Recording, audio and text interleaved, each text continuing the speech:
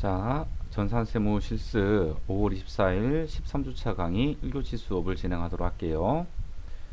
자, 오늘 본격적으로 이제 끝날 것 같네요. 이제 마지막 문제 풀이하고, 그리고 이론 내용 조금 더 다듬고, 그리고 이제 법인세로 넘어가면 될 것 같습니다. 자, 일단 수업 들어가기 전에 아직 그 학교에서 공지는 나오지 않았지만 아마 이런 추세대로 간다면 기말고사도 비대면으로 이렇게 치러야 될 것 같아요. 비대면으로 한다고 해서 별도로 우리가 시험을 뭐 이렇게 뭐 실시간으로 이렇게 문제를 풀기도 좀 그렇고, 저번과 마찬가지로 기말고사 대체 리포트로 좀 받을까 합니다. 주제는 이제 우리가 재량평가는 부가가치세, 중간고사는 소득세, 그리고 기말고사는 이제 법인세에 대해서 살펴보려고 하거든요. 실제로 우리가 그 법인세에 대해서는요, 세무조정과 소득처분을 어떻게 할 것인가에 대해서 굉장히 중요합니다. 내용들이 요 안에 압축이 되어 있다고 생각을 하면 됩니다. 그래서 기말고사 대체 리포트는요, 주제를 이렇게 선정을 한번 해봤습니다. 자, 우리 법인세에서 자, 세무조정과 그리고 소득처분이라는 것들이 있습니다. 자, 여기에 대하여 소술하는 문제를 우리 리포트로 제출을 할까 합니다. 가령 뭐 세무조정의 개념, 그리고 세무조정에 어떤 유형이 있는지, 그리고 소득처분의 개념, 그리고 소득처분의 유형은 어떤 것들이 있는지를 충분하게 연구하고 분석을 해서 리포트를 작성하면 될 것 같아요. 시험 성적이 부과될 때는요, 전체적인 리포트 작성 수준을 살펴본 다음에, 그리고 어느 정도 기준점을 잡고, 그리고 그 기준점보다 잘하는 친구들, 그리고 좀 더 잘하는 친구들, 그리고 기준점보다 못하는 친구들, 더 못하는 친구들, 자, 이런 식으로 제가 기준점을 기준으로 해서 점수를 가감을 한단 말이죠. 그러니까 여러분들이 다른 친구들보다 조금 더 이렇게 충분하게 연구하고, 그리고 페이지에다가 그 내용을 좀 담겠다, 이런 생각으로 리포트에 대해서 정성스럽게 조금 작성을 해주면 좋겠네요. 자, 제출 기한은 6월 21일 월요일까지입니다. 자, 6월 21일 월요일이 우리 16주차 마지막 날이죠. 그죠? 자, 이때까지 제출을 하는 거예요. 굉장히 시간적인 여유가 많이 있습니다. 미리미리 공부를 하고 미리미리 작성해서 기한 내에 제출을 할 수 있도록 그렇게 좀 해주세요. 자, 기한 후 제출은 무조건 30% 감점을 매겨놓고 시작을 할 거예요. 그래서 아무리 좋은 그 기준 등급보다 높은 레벨로 받더라도 이 감점이 되고 나면 굉장히 점수가 안 나올 겁니다. 따라서 기한 내에 제출을 할 수 있도록 그렇게 해주세요. 그리고 제출하는 방법은 제 이메일로, 자, 기말고사 해가지고 중간고사처럼 그렇게 하면 되는데, 자세한 내용은 제가 밴드에다가 공지를 올려 놓을 테니까요, 그것을 참고해서 제출을 좀 해주세요. 여러분들이 제출을 할 때 제가 뭐라고 해야 되나, 자, 이렇게 제출하는 친구들이 되게 많아요. 어떻게 제출을 하냐면, 자, 메일 제목에 네, 뭐 기말고사 뭐 리포트, 또는 자, 파일 제목 자체를 뭐 전산세무 실습 이러면 제가 누구 건지 모릅니다. 누구 건지 몰라요. 자, 그래서 메일 제목이든 파일 제목이든 제가 이렇게 해두려고 했잖아요. 자, 우선은 기말고사라고 해야지, 아, 이게 기말고사 리포트라는 것을 제가 알 수가 있는 거고요. 그리고 지금처럼 이름을 써주고요. 네, 그렇지, 제가 누군지 알죠. 근데 제 이름으로 리포트를 보내는 친구들도 있어요. 되게 웃기죠. 네, 내 이름 말고 여러분들 이름을 좀 적어주세요. 자, 성명도 적고, 그리고 학번도 적고, 그리고 우리 수업명을 이런 식으로 적어주면 제가 이거 어느 친구 거고 내 수업 거고 그리고 기말고사 리포트구나 라는 걸 알 수가 있죠. 이런 식으로 보내고 나면 우리 출석 그 과제물하고도 막 헷갈리고 그런단 말이에요. 제가 여러분들 막 하나하나 다 찾아야 됩니다. 아셨죠? 그러니까 기말고사 제출할 때 제발 성명, 학번 그리고 기말고사 좀 체크를 좀 해주세요. 아셨죠? 자, 이제 본격적으로 수업을 좀 진행하도록 할게요. 자, 오늘이 진짜 소득세의 마지막인 것 같아요. 이게 소득세를 좀 꼼꼼하게 해주려고 하다 보니까 시간이 애복 좀 걸린 것 같습니다. 다음번에는 이런 사항들을 조금 더 고려해서 진도를 좀 그 급수가 낮은 것들을 조금 빨리 끝내고 부가가치세, 소득세, 그리고 법인세 요거 위주로 조금 할 수 있도록 그렇게 좀 준비를 해야 되겠네요. 자, 우리 소득세 문제 이렇게 나온다는 거 제가 설명을 드렸고요.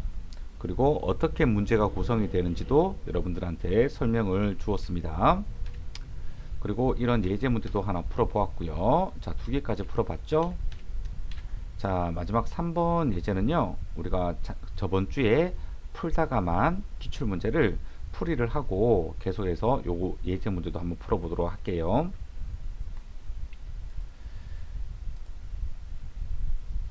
자, 우리가 저번 주에 1번 문제를 풀고 2번 문제를 풀다가 말았다, 그죠? 자, 요거 연습 삼아서 자, 다시 한 번 더 그냥 쭉 한번 입력을 한번 해보도록 할게요. 자, 원천지수 탭에서 급여자로 입력을 누르고요. 자, 수당공제를 먼저 하라고 했으니까 자, 수당공제 들어가서 자, 상여 불호 체크하고 또 이러네요. 네, 실제 시험장에서는 이런 일이 발생하지 않을 거예요.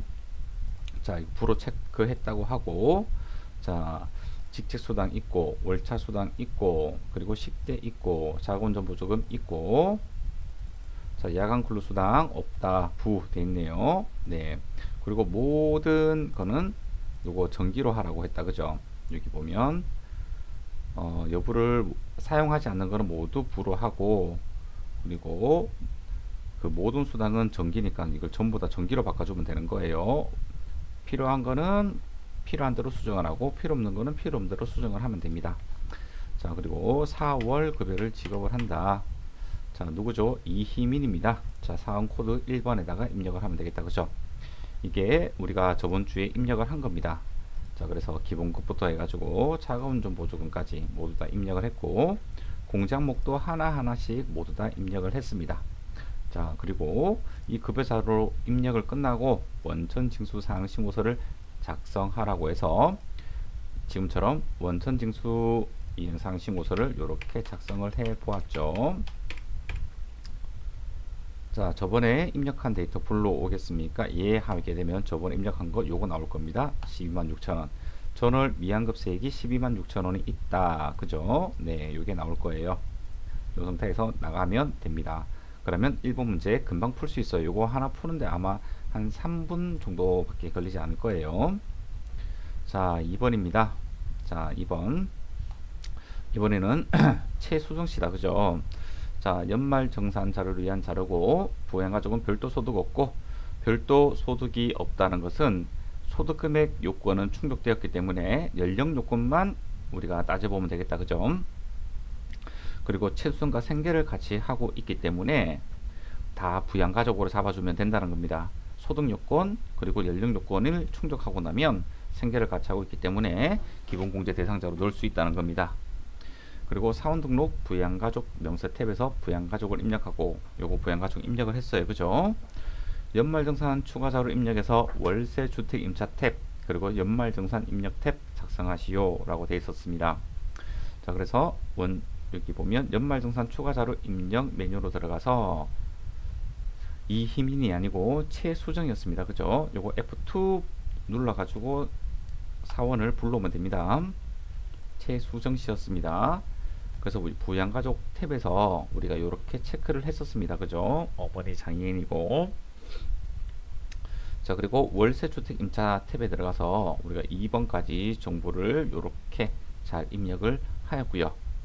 그리고 마지막 연말정산 입력 탭에 들어가서 자 신용카드, 자 42번의 신용카드 요거 우리가 입력을 했고요. 지금도 생각나는 게 자 공제 한도가 300만원이고 공제 가능 금액이 157만원, 그래서 157만원의 공제가 되고, 자 추가 공제는 이 공제 가능 금액이 공제 한도를 초과했을 때 여기에서 그 뭐냐 계산이 되는 그런 구조로 되어 있을 겁니다. 자 가령 이렇게 한번 해볼까요? 신용카드를 만약에 1억으로 집어넣어 볼게요. 1억. 그리고 전통시장을 뭐 한 500만원 집어넣어 볼까요? 자 이렇게 되면 공제 가능 금액이 1541만원인데 공제 한도가 300만원입니다. 그러니까 공제 한도를 초과를 해버렸죠. 자 그래서 일반적인 공제 금액은 여기 보면 300만원 밖에 되지 않습니다. 하지만 추가 공제 금액이 있죠. 우리 전통시장 사용분 500만원 곱하기 40%하니까 200만원, 그리고 100만원과 비교해서 작은 금액을 100만원 해서 더 추가적으로 공제를 해줘서 최종 공제 금액은 400만원이 된다는 것을 알 수가 있습니다. 그죠? 이렇게 우리가 입력했던 것을 산식으로 풀어낼 수도 있겠지만 손으로 여러분들한테 풀어보라 뭐 이런 문제는 나오지 않을 거예요. 우리가 입력한 것을 보고 한번 연습을 해보게 되면 이제 그러한 논리들을 찾아볼 수 있습니다. 자 그래서 신용카드 사용금액 우리 그 입력을 했고요. 자 두번째 보험료입니다. 자 보험료는 여기 있다, 그죠? 보험료는 직접적으로 이렇게 바로 입력을 하면 된다고 이야기를 들었어요. 그래서 일반 보장성 보험 100만원, 어머니 거 장애인 전용 보험 200만원 이렇게 해가지고 공제 대상 금액이 이렇게 산출된다는 것을 알 수가 있습니다. 자 어르비는 200만원이고요. 장애인 보험은 200만원이고요. 공제율이 조금 다릅니다, 그죠? 자 그리고 우리 어르비를 했어요, 그죠? 자 이 어르비를 계산을 할 때 시험 문제에서 나오기 힘든 유형이 나와버렸어요. 실손 어려보험금이라고 이거 이야기를 들었습니다, 그죠? 세부담 최소화 과정이 있기 때문에 어차피 안경 구입비 10만원은 우리가 공제를 못 받죠. 50만원까지니까 그 10만원을 이 실손 어려보험금에서 차감하는 게 세부담 최소화 조건이 될 겁니다. 그래서 어르비에서 본인 60만원 쓴 거에서 30만원 차감하면 30만원이고 그 30만원은 안경 50만원 범위 안에 들어오니까 30만원 총액을 넣어주면 되고요. 그리고 어머니는 장애인이기 때문에 120만원 여기에다가 입력을 해주면 되고요. 구분해서 입력을 잘 해줘야 됩니다. 자녀는 그 밖에 공제 대상자이기 때문에 50만원을 여기에다가 입력을 해주면 된다는 겁니다. 자 그렇게 해서 확인 버튼을 누르면 되겠다, 그죠? 자 이제 무엇을 입력을 해야 되죠? 자 이제 교육비가 남았네요. 자 교육비, 자 요렇게 하나가 있고 자 요렇게 하나가 있네요. 자 여기에서 우리 또 하나 공부를 해야 되는 게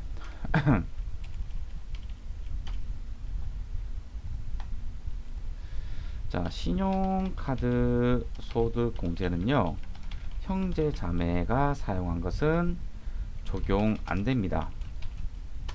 자 그런데 교육비 세액 공제에서는요 자 직계 존속이 사용한 교육비는 적용 안됩니다. 자 이러한 차이점이 있어요.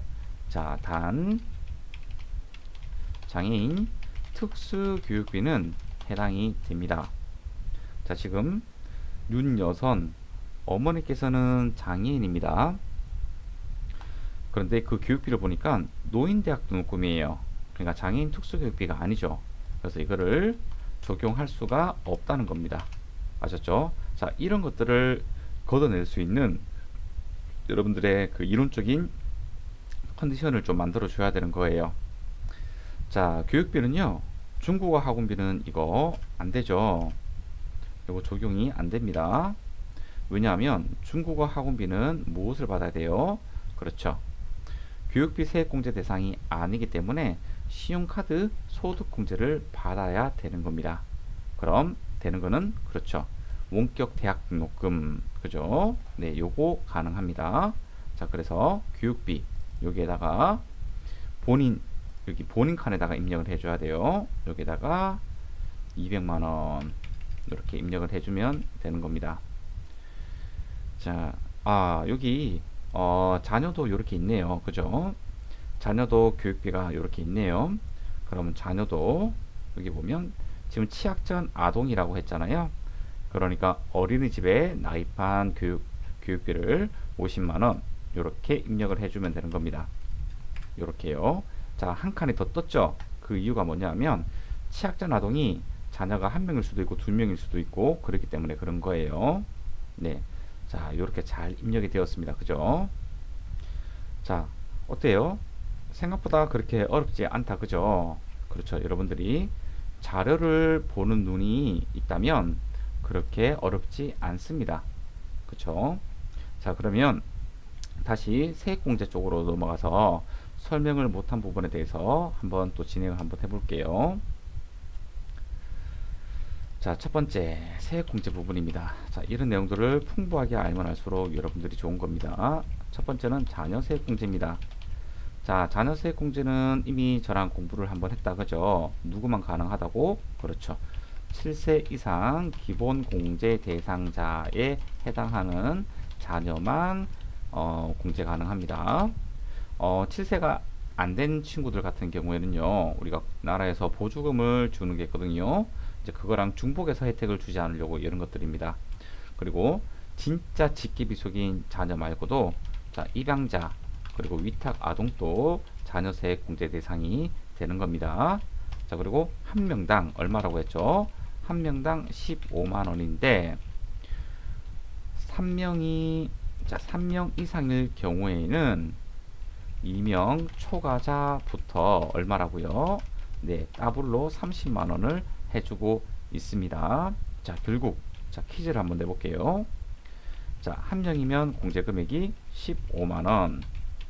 자, 두 명이면요 30만 원. 세 명이면요 60만 원이 되는 거예요. 네 명이면요 어떻게 될까요? 그렇죠. 15만 원짜리가 두 명이 있고요. 그리고 30만 원짜리가 두 명이 있는 겁니다.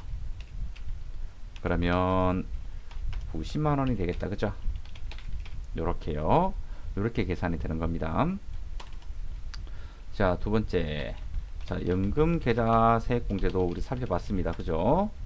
자, 이 자녀 세액 공제는 종합소득이 있는 사람이라면 모두 다 가능합니다. 연금계좌 세액공제도 종합소득이 있는 사람이라면 모두 다 가능합니다. 하지만 공제율이 달랐습니다. 어떤 사람은 15% 해주고 어떤 사람은 12% 공제를 해줬습니다. 자, 공제금액은 어떻게 한다고요? 자, 공제금액은 이렇게 계산이 됩니다. 자, 납입액에 자, 곱하기 공제율을 해주면 되는 겁니다. 자, 그런데 어디에 어디에 납부한 납입액이어야 되느냐?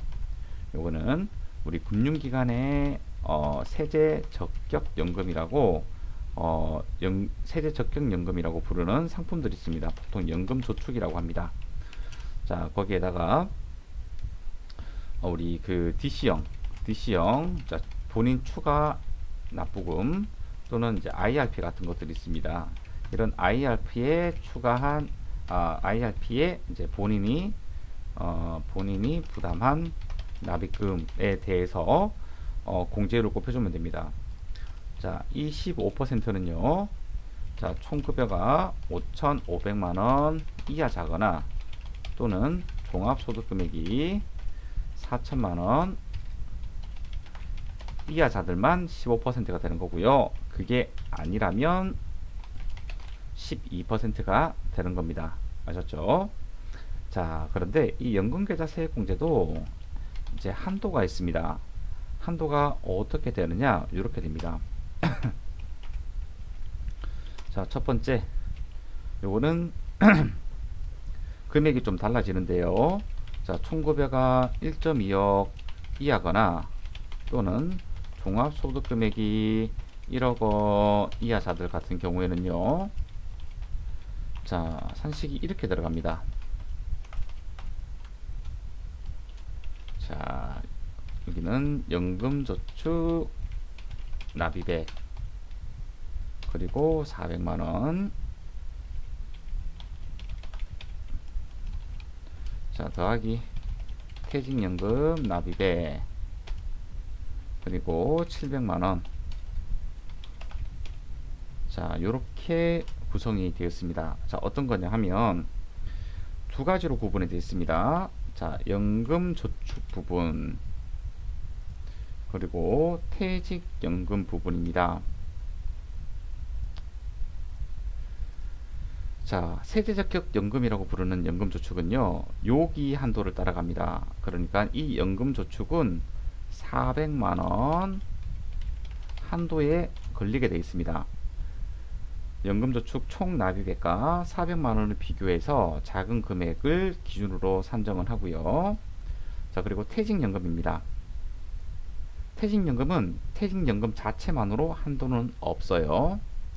자, 그런데 이 상태에서 또 한번 미니멈이 들어갑니다. 자, 요렇게 미니멈이 들어가는 거예요. 요렇게.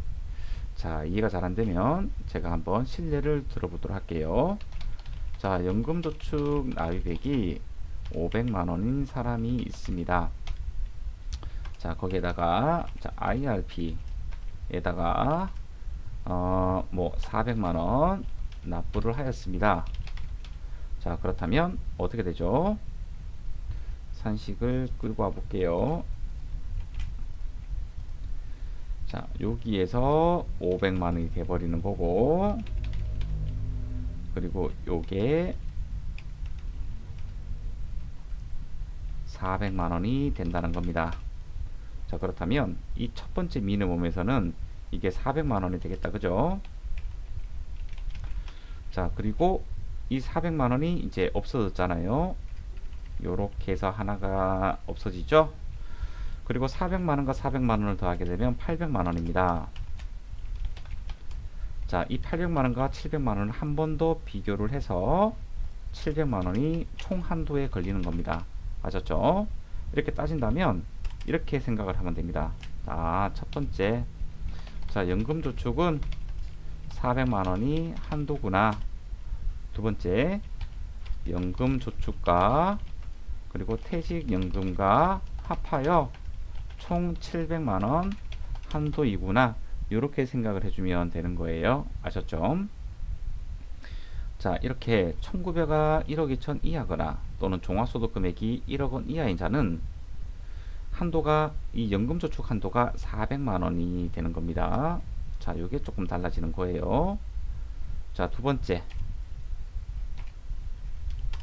자, 총급여가 1억 2천을 초과하거나 종합소득 금액이 1억 원 초과하게 되면, 자, 산식은 똑같은데요. 요게 달라집니다. 연금저축 한도가 달라집니다. 총 한도는 동일한데요. 연금저축 한도만 떨어지는 겁니다. 그래서 더 고소득자일수록 퇴직연금으로 하는 게 더 낫겠죠. 자, 만약에 이런 경우는 어떨까요? 연금저축 납입액은 0원이고 IRP가 뭐 700만원이다. 그럴 때에는, 자, 여기에서 요게 0원이 돼버리고 요게 700만원이 되어서 총 700만원 한도가 돼버리잖아요. 그래서 700만원을 적용할 수가 있는 겁니다. 그렇다면 연금저축을 납입하지 않고 그냥 IRP 같은 곳에다가 700만원 하더라도 동일한 결과가 나온다는 겁니다. 아셨죠? 이게 연금계좌 세액공제입니다. 자, 배당세액공제 보도록 할게요. 자, 배당세액공제. 자, 배당세액공제는 종합 가세되는 배당소득, 특히 배당 가산액이 있는 배당소득을 이야기하는 겁니다. 배당소득이 있는 자가 그 세액공제를 받을 수가 있는 겁니다. 자, 공제액은요, 자, 배당 수익 금액의 11%로 공제를 해주고요. 대신에 한도가 있습니다. 그 한도가 뭐냐면 배당 가산액이라고 합니다. 자, 이 배당 가산액은 여러분들이 그로스업이라고 더 잘 알고 있습니다. 네, 그 금액을 한도로 한도로 배당세 공제를 해주고 있습니다. 자, 네 번째. 자, 기장세 공제입니다. 자, 우리 이 기장세 공제는 사업소득이 있는 자가 공제 적용 가능합니다. 사업소득이 있어야 됩니다. 왜냐면요, 우리가 기장, 그러니까 이 기장은 장부 작성을 말하는 겁니다. 그런데 이 장부를 작성하는 방법에는요, 자, 첫 번째 간편장부로 작성하는 방법이고요. 자, 복식부기로 작성하는 방법이 있습니다. 간편장부는 말 그대로 우리 그 뭐라고 해야 되나, 그 이제 차변과 대변을 이용하는 것이 아니고요. 그냥 계정별로 어떤 뭐죠? 우리 용돈 기입장이라고 해야 되나요? 용돈 기입장에서 이렇게 기록한 내용을 어떤 계정별로 합계를 내서 그 작성하는 것을 이야기합니다. 여기 수업용에도 있나 모르겠네요. 아하, 이게 소득세가 원천징수까지만 있어서 안 되는군요. 여기 그 이제 개인 조정이라는 메뉴가 있으면 이제 거기에 있을 거거든요. 네, 안 그러면 요거를 잠시 닫고 교육용을 한번 열어볼까요?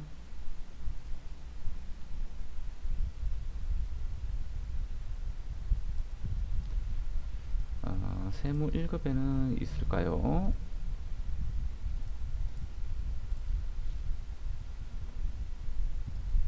아, 여기에는 개인 조정이 있네요. 아하, 이게 또 법인이기 때문에 안 되는구나. 그러면 제가 요거를 보자. 개인 회사를 하나 만들어 보죠.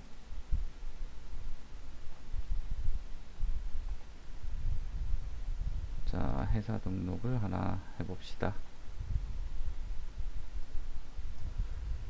자, 우리 회사 등록을 하나 한번 해볼까요? 자, 105로 해서, 자, 우리 뭘로 할까요?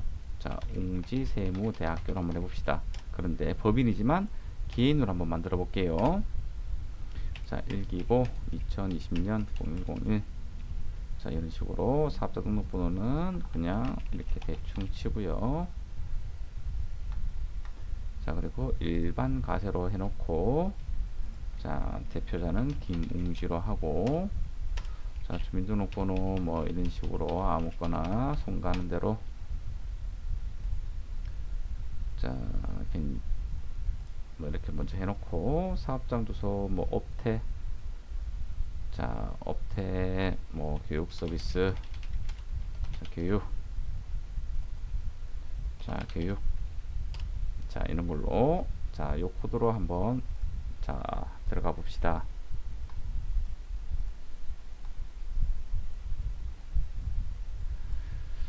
자, 개인 조정에 들어가고 나면, 자, 우리가 장부를 작성하는 데 있어 가지고, 자, 어딨지? 아, 이것도 조정하는 것만 되어 있네요. 아하, 여기 신고서 만드는 거에 있어 가지고 여기에 간편 장부를 만드는 메뉴들이 있거든요. 아, 그거를 보여주고 싶었는데 그냥 이렇게 생각하세요. 어떻게 생겼냐면 이런 손익계산서 같은 게 있는데 그냥 이렇게 생긴 거에다가 그냥 총 금액만 이렇게 입력을 한다고 생각을 하시면 돼요. 간편장부라는 게. 자, 복식부기라는 것은요, 우리가 이렇게 일반전표에 들어가서 자, 만약에 이런 계정별로 이렇게 회계 처리를 하잖아요. 자, 이 회계 처리한 결과가 이렇게 재무상태표에 자, 현금 50만원 나간 거, 그죠? 그리고 손익계산서에 자, 복리후생비로 50만원 비용 떨어져 있는 거, 자, 이렇게 집계가 되잖아요. 근데 간편장부는 그냥 총액으로 다 때려 넣어 있는 구조로 그렇게 되어 있습니다. 네, 뭐 중요한 건 아니고요. 한번 보여주고 싶었는데 안 되네요. 수업용으로는.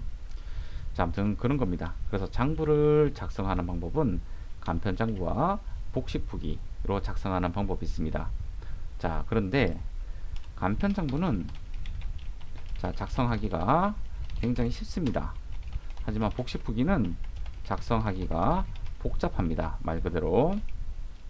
자, 그래서 우리가 세법에서는요, 자, 수익금액에 따라서 자, 간편장부 대상자와 그리고 복식부기 대상자로 구분을 하고 있습니다. 자, 가령 뭐 우리가 뭐 서비스업을 자, 영위하는 사업자다. 자, 이런 사업자들 같은 경우에는 수익금액 기준이 7,500만 원입니다. 7,500만 원. 자, 그래서 이 7,500만 원 이상이 되면 자, 복식부기 의무자가 돼버리는 겁니다. 아셨죠? 자, 그런데 이 7,500만 원 이상을 또 언제 판단하느냐? 잘 보세요. 자, 지금 우리 2019년도가 있고요. 2020년도가 있고 2021년도가 있고 2022년도가 있습니다.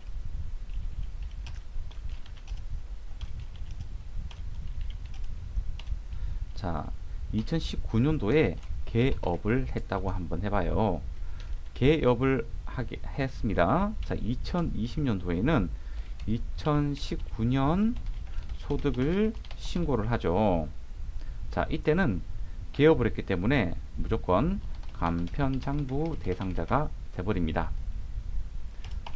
자, 2019년도에 개업을 했는데 만약에 수익금액이 자, 1억이라고 한번 가정을 해볼게요. 수익금액이 1억이면 2020년도에 2019년도 소득을 신고해야 됩니다. 하지만 수익금액이 7,500 이상인데도 불구하고 간편장부 대상자가 됩니다. 아셨죠? 자, 논리를 잘 보세요. 자, 2021년도에는 2020년도 소득을 신고합니다. 자, 근데 2020년도에 수익금액이 6천만 원이라고 한번 해봅시다. 자, 이거는 수익금액입니다. 네. 자, 신고할 때 이때는 복식부기 대상자가 돼버립니다.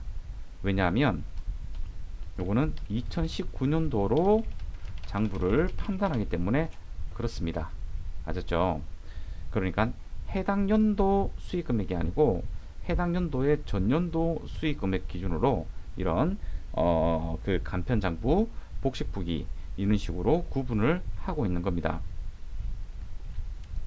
자, 만약에 이 기장세액 공제라는 것은요, 자, 공제 대상자가 누구냐면 간편장부 대상자가 복식부기로 장부를 작성한다면 적용해 주는 겁니다. 왜냐하면 이 간편장부 대상자는 굉장히 뭐 작성하기 쉽게 그 장부를 만들어도 되는데 뭐 차변과 대변으로 구분해 가지고 어렵게 장부를 만들었다는 거죠. 그렇게 된다면 어떤 경비에 대한 투명성도 높아지고 그리고 세원 관리도 쉽기 때문에 간편장부 대상자가 복식부기로 장부를 작성하게 되면 기장세액 공제라는 것을 적용시켜 줍니다. 자, 공제액은 얼마를 해주느냐? 자, 사업소득에 관련된 자, 산출세액에 곱하기 20%를 해줍니다. 대신에 한도도 있습니다. 자, 한도는 연간 100만원 한도로 해주고 있습니다. 자, 이 사업소득과 관련된 산출세액 이런 표현들이 많이 나올 건데요. 자, 이게 어떤 표현이냐면요, 우리가 근로소득, 그 타소득가 있었을 때 산출세액은 하나만 계산이 되잖아요. 거기서 이제 소득금액별로 안분 계산을 한 산출세액을 의미를 하는 겁니다. 자, 그러면 잠깐 쉬었다가 2교시 때 설명을 계속해서 이어가도록 할게요.